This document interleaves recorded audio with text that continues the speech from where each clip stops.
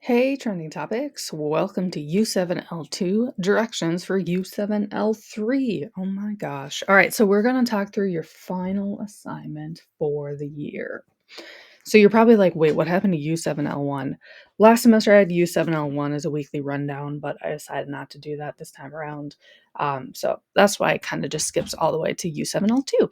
So here are the directions. Step 1, for this assignment, you're going to choose 5 news stories that you personally think are the 5 most important stories of the year 2025 so far. So of course you're doing this in May-ish.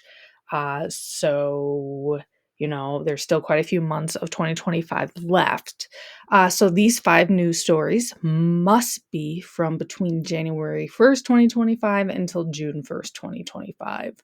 The news stories can be world news stories, national news stories, or even just local news stories. Try to get your news stories that are not from extremely left or extremely right news sources. We've talked about this a lot during the semester, so I suggest looking at this document for news sources. Step 2, open up the U7-L3 top 5 news stories of 2025 slideshow. On the slideshow, you will see that I have already laid out all the slides for you. You're going to open up the speaker notes on each of the slides to see what the requirements are for each of the slides. Fill out the slides with the news stories you have chosen. So let's go and take a look at that slideshow. So here's your slideshow. It's kind of similar to the slideshow that you did last unit. So you'll see here's the first slide. Put your name right there. That's a really easy point. First news story, you're just going to put the title of your news story and then background information. So again, speaker notes, just drag that little gray line from the bottom up. That's where you're going to find the directions for each of the slides. So in this slide, you would include the link to the news story, the news source, when the news story was published, the reporter of the news story, where this news story took place, and a picture relating to the news story. For the summary slide, you're going to do a 4 to 6 sentence or bullet point summary of the news story. Again, make sure it's in your own words. And then a picture relating to the news story.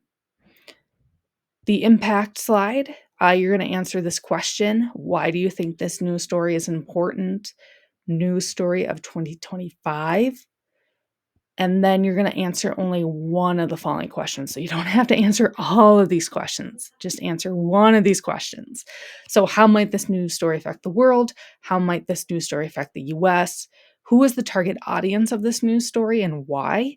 And what biases are in this news story? So again, just choose one of those questions to answer. And of course, include a picture. And then newsworthiness. So for newsworthiness, you need to include why is this news story newsworthy?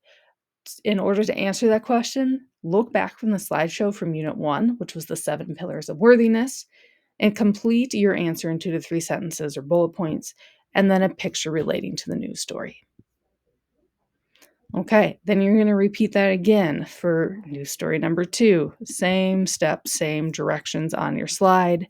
Same thing with your 3rd news story, your 4th news story, and your 5th news story.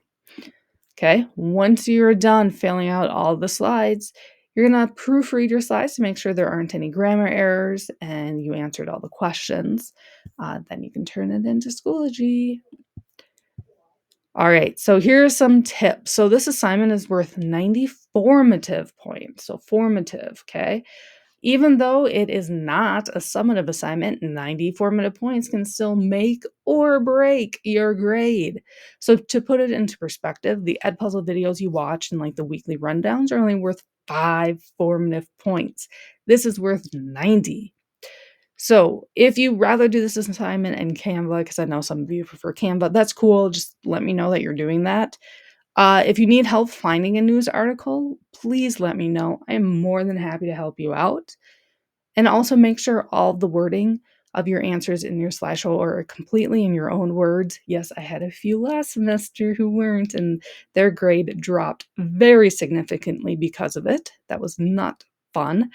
And again, any use of AI or plagiarism will be an automatic 0 for the entire assignment. Here's a link to the rubric if you're curious. Here's my example that I did of my top 5 news stories. I did mine of 2023. So of course you couldn't just copy and paste mine. Remember, yours is 2025 so far. And if you have any questions, please let me know as soon as possible. This will be due June 1st, 2025 at midnight. So you're probably like, wait, June 1st? There's like a whole week-ish of school left after this.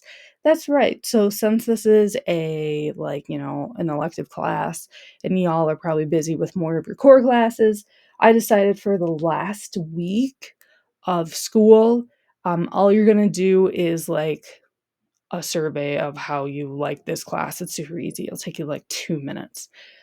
So this is really the last assignment of the semester, which is awesome. And there is not a final summative that covers the semester. This is it. This is all you got. Again, thank you for participating and being in trending topics with me, especially since this is my first year teaching this class. Um, and then next week I will open up, or not next week, the last week of school, I'll open up the end of semester survey. Um, and that will be your only assignment for the last week of school.